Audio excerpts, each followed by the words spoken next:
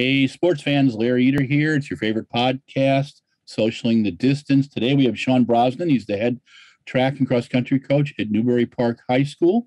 That you have had wonderful success there, Sean, and thank you for giving us some time this morning. It's very early for you, and I appreciate your diligence. Good morning.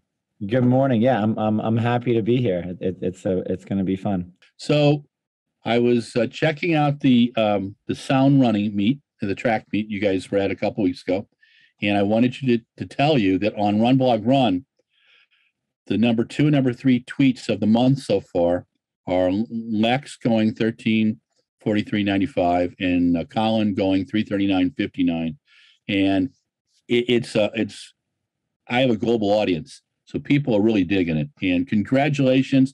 I love the picture of you with Colin after the race.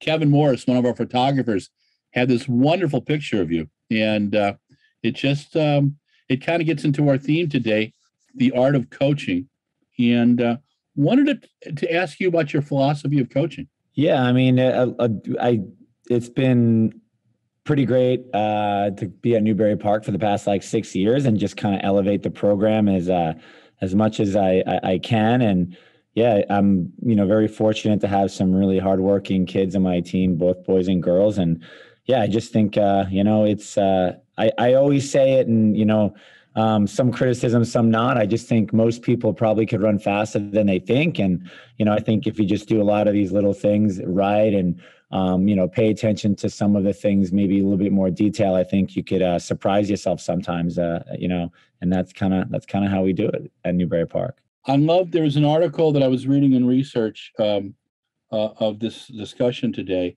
and I think it happened during cross country season last season before you guys won your second title. You did some mile repeats and you added on a little bit of distance. And I think Lex Young said afterwards, Coach, I think these were a little long today. And then you told them a little later, yes, because you wanted to show them what they could achieve. Yeah. Oh, yeah, that's right. We did this. We did mile repeats, and I measured it. I don't normally do this, but I measured it a little long on purpose. Because I just think my theory or hypothesis is that a lot of times people think they have these barriers, and even the kids that I coach, and we talk about this all the time. I feel like we set the bar really high, but I forgot how long. It was probably about 3 seconds or so long, and I didn't tell them. And then they were doing them, and I think we had to hit, it was fast, we were on grass. There's a 1,000-meter loop, and we had it all measured out for the miles, where all the 400 meters were. And I think, if I remember correctly, it was something like in the 420s, they had to run 427, 428. I mean, these guys, that's the paces they run.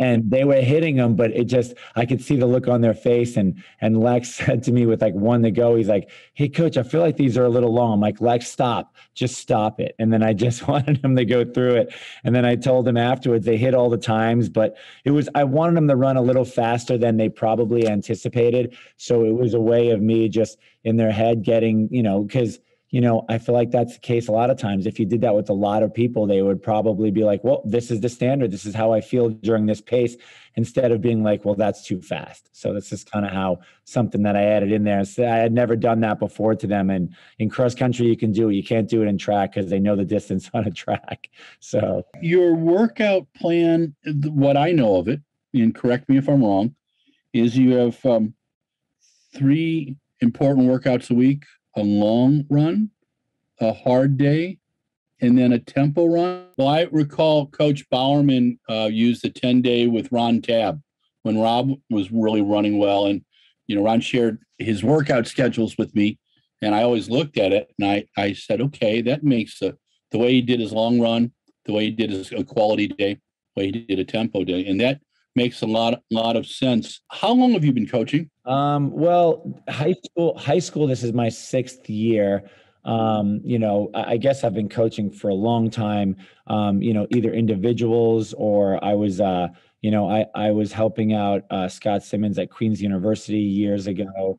So the Division II school, actually just read that they were going Division I too. But so I was out there for a little bit, and so, on and off, for a long time. I mean, I guess it just, as far as like a high school, it's only been 6 years. I never really thought that I would be, I've said this before, I never thought I would end up in high school, but I always thought that it would be interesting. For a long time, I thought it'd be really interesting to coach high school, because I just felt like I worked at this running camp that I go back to every year in upstate New York called the Running School.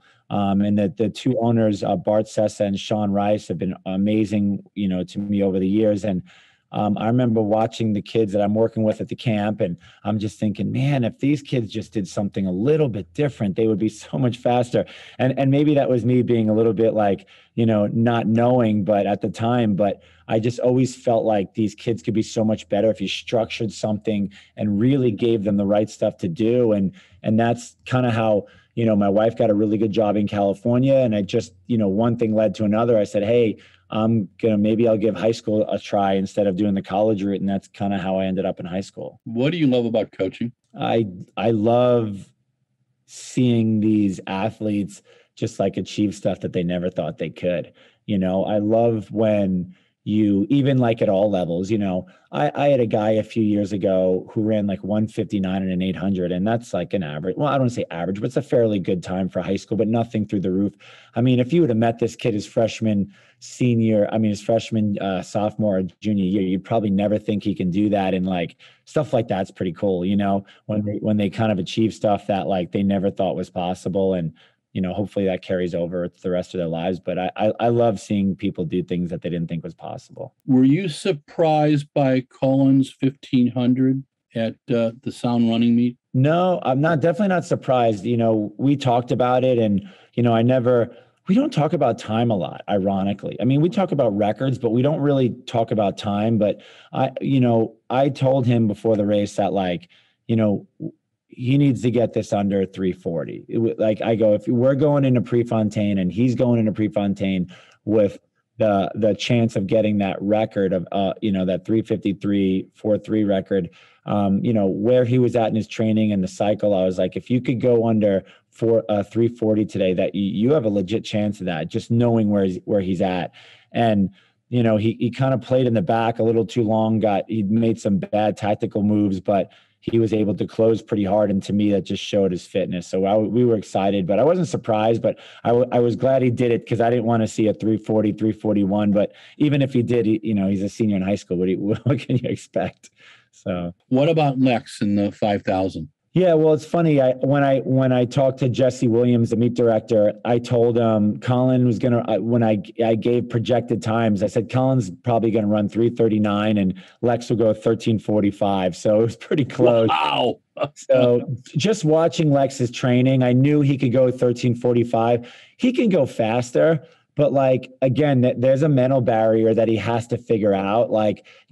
If all goes plan with Lex could probably challenge his brother's junior record as a senior in high school next year, which is his brother's got the junior record of 13:24. Lex is built for that 5 and 10K, and he was begging me to run a 5K for a long time. And I finally said, all right, we have one, let's do one, let's go to Sound, and that's it. And then he's back to some 15s and miles for the rest of the season. Cause it's a tall order for a high school kid to run that fast, Yeah. Now they will compete in obviously the California state meet events, or not this year? No, they opted out, because the way the Southern CIF Southern section works is we have depending on what league you have, you could have league prelims, league finals. We have straight finals. And then you have CIF prelims, CIF finals, masters, and the state meet. So you're talking 5 weeks potentially of straight racing. And it's Colin with the invite to Prefontaine, he opted out.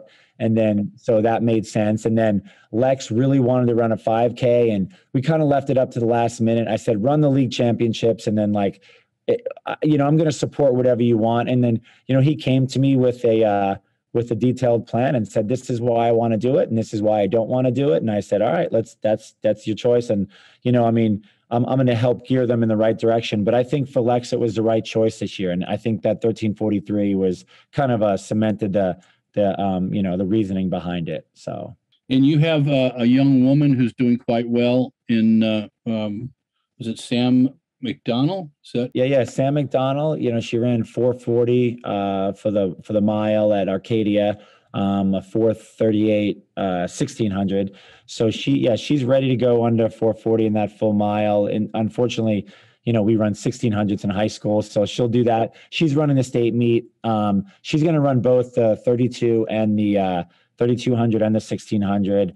The good thing is the 3200 is the second event, and there's no prelim at the state meet, so it'll be easy for her to focus on the 1600, and then the 3200 she'll do like 3 hours later. So yeah, she's ready. The California state meet's pretty loaded right now. There's a few girls well under 440, so I think it's going to be a historic state meet for that 1600. It'll be pretty fun to watch.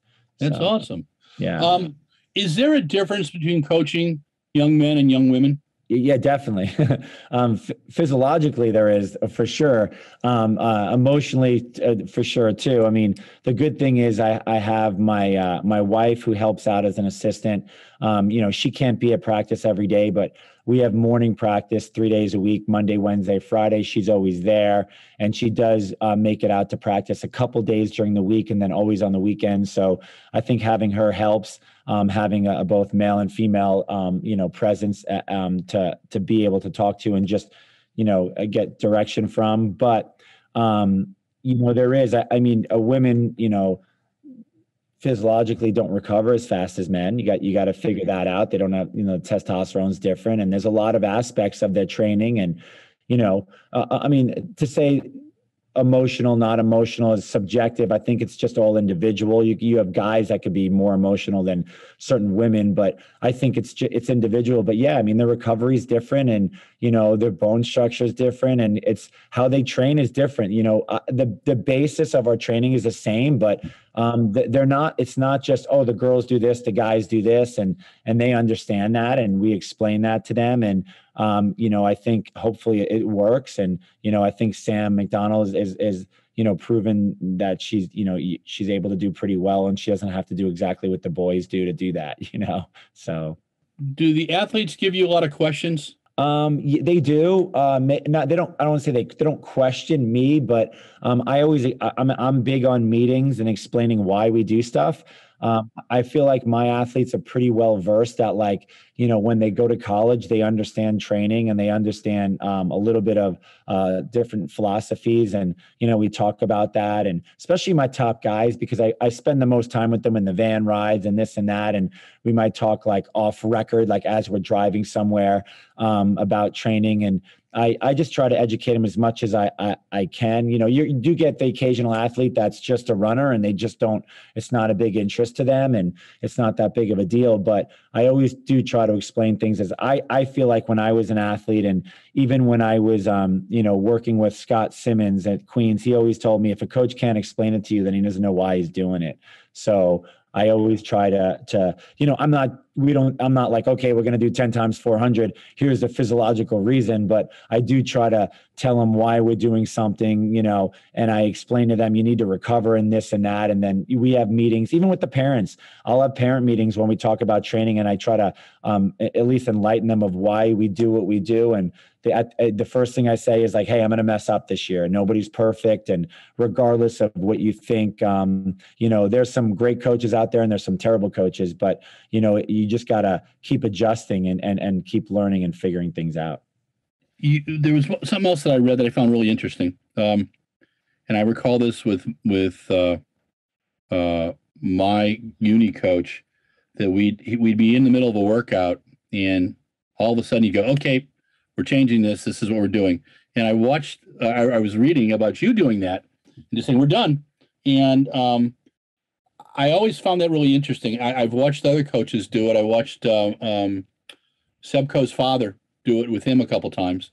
And talk to me about that flexibility to where your guys or the girls have achieved what you want. You don't want them pushing it over the edge. How do you make those decisions? I think this would be really helpful for our viewers. Yeah. I feel like with that situation, it could be a little complicated. I feel like the one thing that I've always been able to figure out a little bit, and I've always felt this early on before I was even coaching athletes, was I felt like some people just have a better feeling or eye for certain things. I've heard this about Matt Sensuitz Sr. I've heard that he's like a genius with that, and then you have other coaches that are like really scientifically based, and they're like, okay, well, if you take your threshold and this, and it's like, whoa, whoa, whoa. At the end of the day, they're human beings. Like, so I always try to like, the combination of both, where like I'm not looking at any charts. It's funny because people will be like, oh yeah, like you do anything with Jack Daniels? I'm like, I've never read Jack Daniels' book. Like I've skimmed through it, but like, and then that's not a knock to it at all. I mean, a lot of the stuff that in it, I'm sure it is amazing, but like I feel like everything I've tried to learn has been from watching, and like I'll watch an athlete and I just feel like sometimes you just got to call it.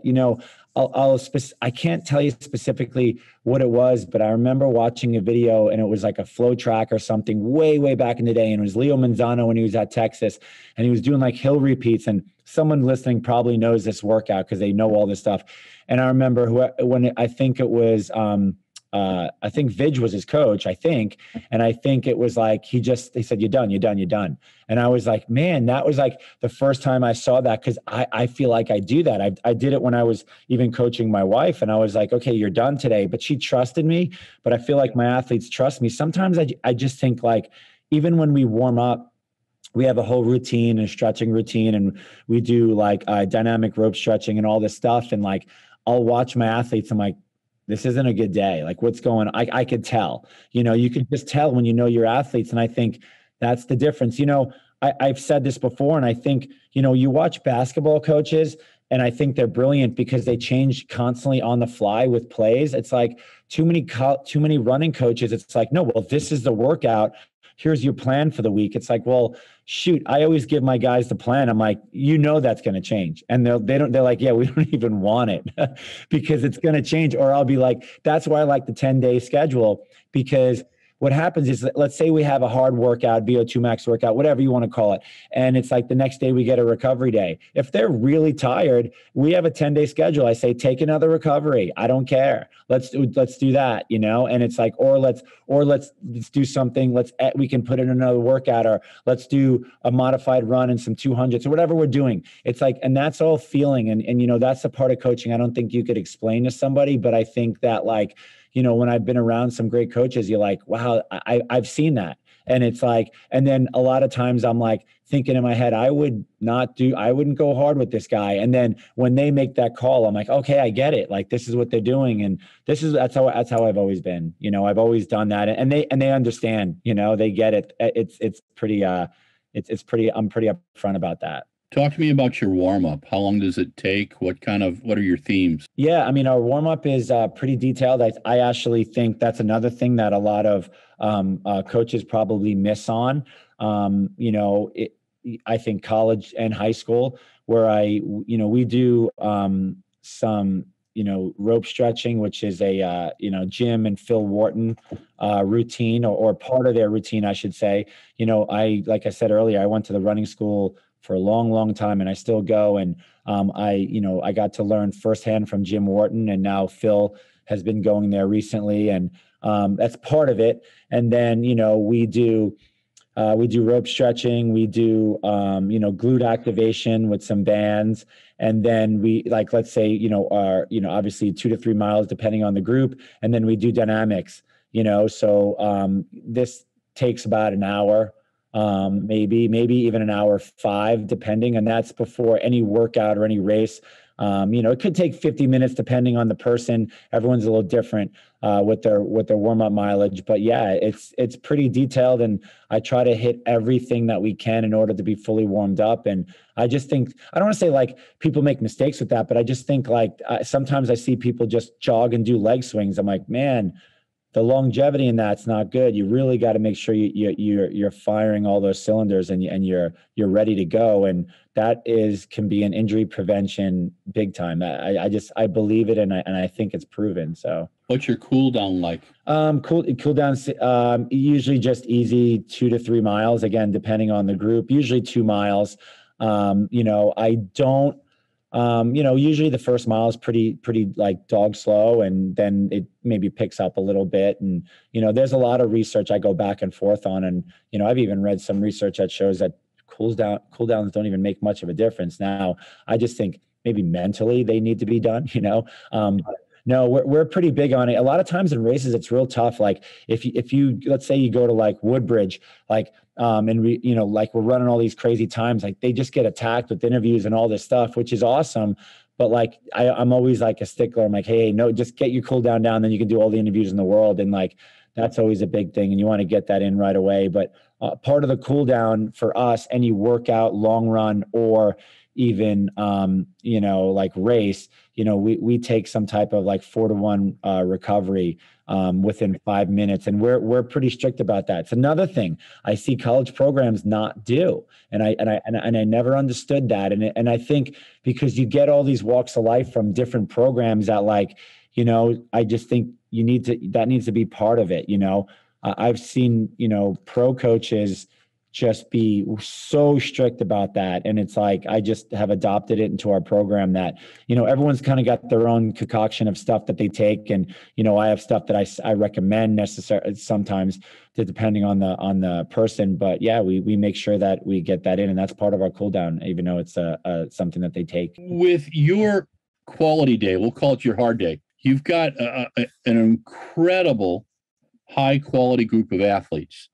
And I just recall training we trained with a junior college team, and I wouldn't go near them on the easy days because these guys didn't know what easy days were. If you give a certain workout and the athletes are starting to run a little faster than what you wanted, how do you deal with that? Yeah. I mean, that's something we deal with at all levels. I mean, although some of the guys would be like, I don't know how it's too fast. Nothing is too fast for me. Some would probably say that because when we want it fast, we want it fast. But no, the problem with that is you have a guy who runs 8:30, 8:33, and then you have another guy who runs 9 flat. They're both high quality high school kids. Now they're different, and that's where I think the hardest part is, because those are the kids that end up running too fast. When I tell Lex, Leo, Colin, and Aaron, and those guys, like, okay, we're doing 4 times a mile, 3 minutes rest, we're on a grass field, and I want the first one in 4:24. And then we're going to go back to 4:30, and then we're going to close hard, whatever the workout is, right? It's those other guys that go out too hard. And it's like, you just ran a 4:31. They're like, yeah. I'm like, I want you at 4:40 today. And it's like, I'm not trying to like dictate, but what I'm trying to do is like, they're not they have to run their own paces. And then like, we had a perfect example. We had one of our top guys, Hector Martinez, he ended up running like 9:09 or 9:10 this year. And he started doing tempos too fast. I mean, it was because Lex, Leo, and Colin will go 4 miles on like a dirt trail that we have. It's a wide pack dirt trail, a little bit of a hill too, at like 5:03, 5:04. But you got to remember, there's sub 4 guys in there. There's 13:40 guys. And that's, I mean, sub 5, they're running like 4:58 to 5:05. But that's comfortable for them. But then we had Hector, who was going, it's like, he was hurting himself by running 5:07. I'm like, you need to be 5:20. I'm serious. I go, you need to walk away from our tempos, the purpose of this day, running a tempo where it's comfortable but a little difficult. Like, you know what I mean? So it's finding that happy medium. Those are the ones that end up running too hard. And that's the hard part about having such an elite 4 or 5 guys. I have a guy who runs 9:25, and he's like, well, I'm friends with Lex and Leo, and I want to run with them. And I'm like, yeah, but their training run day is 6 flat. Yours is not. And that's the hardest part. But I get really, really honest about the paces they have to run. And usually they listen, but a lot of them don't. There's definitely, and it's like they all come back together. And I'm like, what are we doing? I was like, why is a sub 4 guy running with the 4:30 guy? I say it all the time. And I hate doing that because you separate friends, but on certain days. Recovery days usually are fairly easy for most people. It's okay. But yeah, so that is a hard part. So, those guys, they're pretty good about listening. I think they trust me enough that like, it's rare that my top guys are going too fast. When I tell them a pace, they are pretty good about it. And I feel like I've been really lucky that I have a pretty good read on what paces they should run. When you're dealing with the psychology of teenage males and females, one of the things that that I recall, and I was curious about your experience. They want honesty, and sometimes they will respect you with honesty or brutal honesty. As soon as you kind of make it light, or when you're not being honest with them, they know, and it takes away from credibility. How do you juggle that? Yeah, I mean, I've always been pretty upfront and honest. I think that's the way I've always wanted to coach, and I continue to coach. And sometimes it could be a little aggressive, in a way, maybe.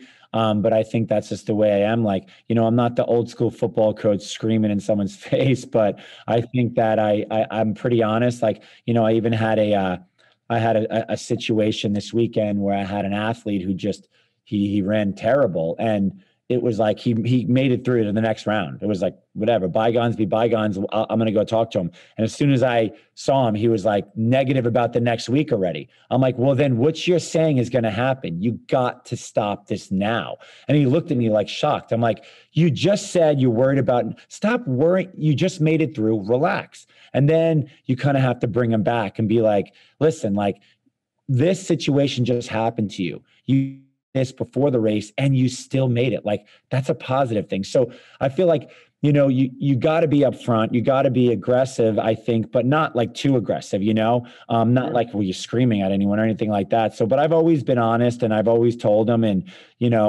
they know me enough now that to be like, when I rip them from a workout, they're not offended. They know it's time. And, usually it's like you deal with the situation and then later you have to go like, talk them out of like off a cliff sometimes, be like, listen, like I just care about what's going on. You get that? Like this isn't like, I'm not mad and because, these kids want to impress me. They want to impress the people around them. They want to impress their parents. So there's a lot, they put a lot of pressure on themselves that I think people don't realize. They think like, oh no, it's like, yeah, but to them, it's their world, so you have to understand that. So, listen, at the end of the day, it is just running. And I do tell them that. I mean, I remember talking to my guys before some of their best races. I was like, listen, this is a race. Your family loves you afterwards. I'm still here for you. I'm not going to like you any less if you bomb this thing, but let's go out, have fun. And you guys have put in the work. Like, and that's the thing, no matter what, as long as they put the day-to-day work in, I'll take the blame when things go bad because that's my job as a coach, and it's, that's just the reality of it. How do you deal with their academics? Well, I mean, again, that's another one. We're pretty fortunate. Most of the kids are pretty good students. I think that's pretty normal for cross country and track. I feel like most athletes, they're pretty good students. Not every kid is meant to be a great student. I definitely have some, good athletes that are not great students. But I think at the end of the day, I think running helps their academics. I have some athletes that probably wouldn't get the grades they got if it wasn't for academics. Now, most of our kids are really good students and full AP students and all this. And some of them we have IB classes in Newbury Park, and it's pretty draining. For some reason, it tends to drain the girls more than the guys. And I don't know if that's just happens to be, but, it gets stressful. Like even last week when we start our state meet rounds, we're in like full AP testing for like 3 weeks now. And, some of my younger guys are like, they took like 3-4 hour AP long tests, and it's like they're stressed and, they have parents that are wanting them to get straight A's, and it is stressful. And at the end of the day, it's like, I mean, you can only do what you can only do. And, I'm just, I just don't think those are the things I try to ease, on and give them the freedom when they need the freedom and all that type of stuff. And I'm really flexible with workout times. I mean, there's times that I have practice in the morning and then I have a 2:30 practice and a 6:30 practice. I have 3 practices. They have 1 just to accommodate their schedules. And that's the part of people that's the part people don't see. When I come to school on Wednesday and I have, a 6 a.m. practice, a 2:30 practice, I can get a quick 30 minute run in, and then I'm trying to eat something real quick and I'm coming back to school at 6:30 for another practice, all separate groups. And it's like, it's tiresome. And then I go home and it's almost 10 o'clock at night and I'm exhausted, Oh yeah. Yeah. So, That brings up something too. I was noticing, and again, doing the research, that do you have a little, is it a motorbike that you take when you go out with the team sometimes? It's an electric scooter. Yeah, yeah. Oh, cool. Okay. Yeah, Okay. my requirement to when I bought it, I joked with the team.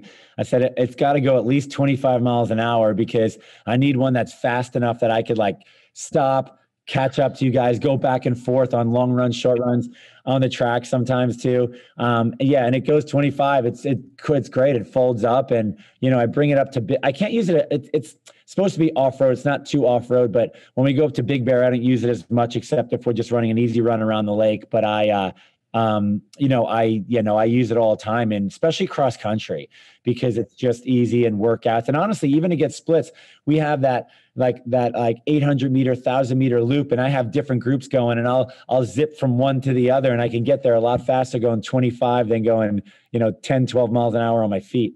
Oh yeah. Oh my gosh. You made your program, and the way you describe it is much more sophisticated than many of the college coaches that I observe. What do you tell like a young athlete like Nico, who's at, a fine program? What do you tell your athletes as they're going on to college?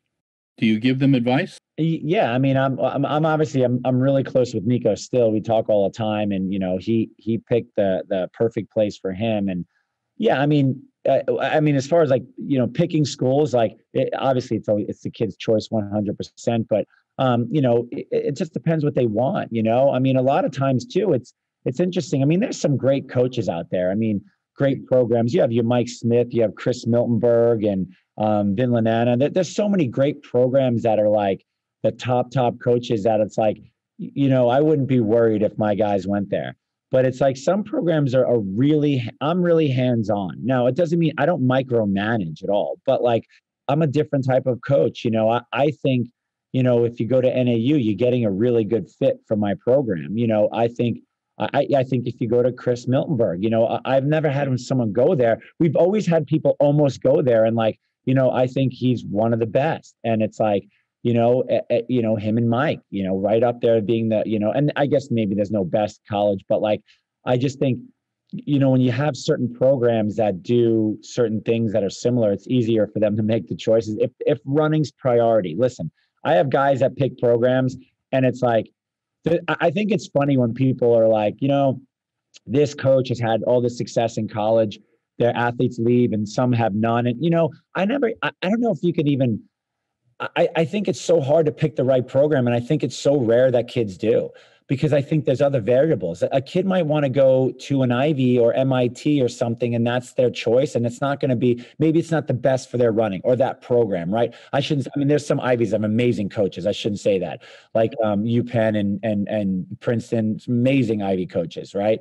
And it's like, so you have programs that have it, but it's like their priorities change. So it's like, that's not their priority. Nico Young wants to be the best athlete he can possibly be. He wants to be a pro runner one day. That was apparent out of high school. So you knew, even if he picked, when he was choosing between, UNC, UVA, and, NAU, he would have been amazing at all those programs. Obviously he's flourishing at Mike, and that's a big, factor in that. But I think that it's like, it's hard, but some kids just pick programs, and it's like, at the end of the day, it's like they're on the team and they might be one All-American or maybe not even, and they're okay with it. I think values change, and it has nothing to do with the high school, nothing to do with the coach, and vice versa. A kid could succeed in college, and it has nothing to do with like a program. Like, just because you ran 30 miles a week and you didn't run hard in high school doesn't mean that you have more room to improve in college. I don't buy that theory, and I'll never buy that theory, because you could have people that run a lot in high school, like Sarah Hall, and they're very successful in college and professional. Everyone's an individual, and it's an all individual thing. So, well, Sean, you survived 40 minutes with me this morning. Thank you very much. It was really great talking with you. All I've heard is good things, and the people that advise me, I call them the keen observers of the sport, and they really have said great things about watching you coach and the care you put in with your athletes. And I really thank you for taking the time today to talk about the art of coaching, and good luck with your workouts the rest of the day. And I'll be crossing my fingers for you and your athletes for Eugene. And thank you again. Thank you for having me. I appreciate it. All right, this is Larry Eder with RunBlogRun. This is Socialing the Distance. Today we had Sean Brosnan. He's the head track and cross country coach at Newbury Park, and his athletes are keeping everybody excited about this spring. Sean, thank you very much. Thanks. Hey, sports fans, Larry Eder here. This is Socialing the Distance. Today we had a real treat. Sean Brosnan, the head track and cross country coach at the famed Newbury Park High School. He has top men's programs and our boys programs and girls programs. His teams have won the California State Cross Country Championships 2 years in a row. He has this year, you've heard about over the last few weeks, Colin Solomon ran through 3:39.59, and Lex Young ran 13:43.95 at the Sound Running track meet. The interesting thing is when we were asking Sean about this and what times he gave Jesse Williams, the meet director, he's told Jesse that Colin would run 3:39. He ran 3:39.59, and that Lex would run 13:44, and he ran 13:43. So Sean knows his athletes. It was a fascinating interview for me. He does a 10-day program, much like Coach Bowerman used to do in the old days, and Coach Dellinger did some things quite similar in terms of extending things out. I recall Ron Tabb back in the early 80s doing that. But during that 10-day program, you have a long run, you have a hard day, you have a tempo run, and then you have your easy recovery or running days. He's breaking up into easy day, recovery day, and running pace. And his workouts, quite frankly, are more sophisticated than many college programs that I know about. And I was quite impressed. And the quality of his athletes on the men and women's side is astounding. But he was talking about a young man who broke 2 minutes for the first time, and the pride he had with this young guy who, as a freshman, sophomore, and junior, you never thought could break 2 minutes.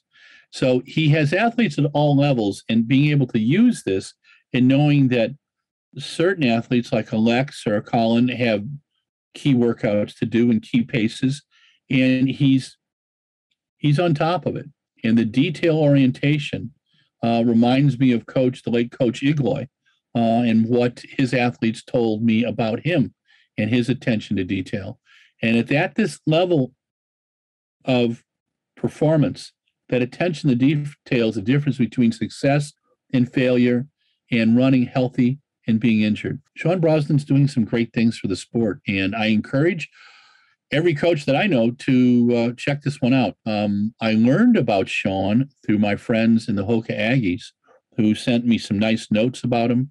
And then my partner in crime at Foothill College, Joe Mangan, the man I worship above all others, Joe told me about him. And when he comes into Joe's radar, I knew that he was a big thing. And I think it was about one of his athletes running at NAU now, Nico Young.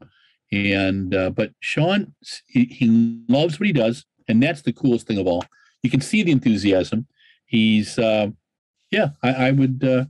would love to have him coach one of my kids. He's one of the few coaches that I would say that about. So, Sean Brosnan, thank you very much for your time today. You did a wonderful interview. I wish your athletes the very, very best, whether they're running the Prefontaine Classic or running the California State Meet. And thank you to our readers for checking this out. Thank you to Mike Deering and wishing him a very happy upcoming nuptials. And Mike is our creative director and our production manager for the Shoe Addicts, who manages most of our broadcast. But run, jump, throw today. Tell somebody you love them. Stay safe and enjoy life. Talk to you soon.